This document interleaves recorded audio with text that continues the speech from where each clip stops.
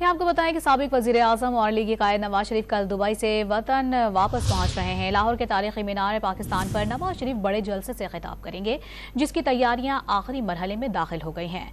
मुल्क भर से कारकुनों के काफिले भी लाहौर की जानिब रवां दवा हैं। लीगी तर्जुमान मरियम औरंगजेब ने कहा है कि नवाज शरीफ आवाम की उम्मीद बनकर मीनार पाकिस्तान आ रहे हैं। तफसीलात अदनान शेख की रिपोर्ट में।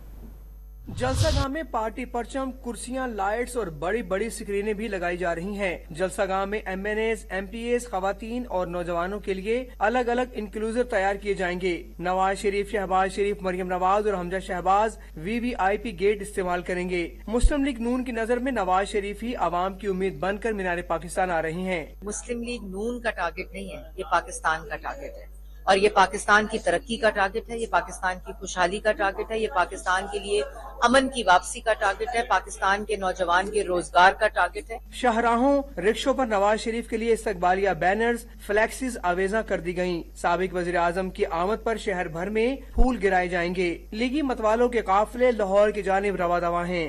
कल एक पाकिस्तान की तारीख का बहुत अहम इवेंट है, जिसमें मियां नवाज शरीफ साहब एक ऐसी तारीख साज तकरीर करने जा रहे हैं कि जो आने वाले वक्तों के लिए, आने वाली इलेक्शंस के लिए और सियासत में उसके अलावा बात नहीं होगी, जो तकरीर वो करेंगे, जो पैगाम वो देंगे। लाहौर पुलिस ने जलसे के सिक्योरिटी इंतजामात मुकम्मल कर लिए। 10 SPs, 35 DSPs और SHO समेत 10,000 से ज्यादा अफसरान और जवान तैनात होंगे। कैमरामैन आरिफ अहमद और साथी रिपोर्टर महमूद तैमूर के साथ अदनान शेख, डॉन न्यूज, लाहौर।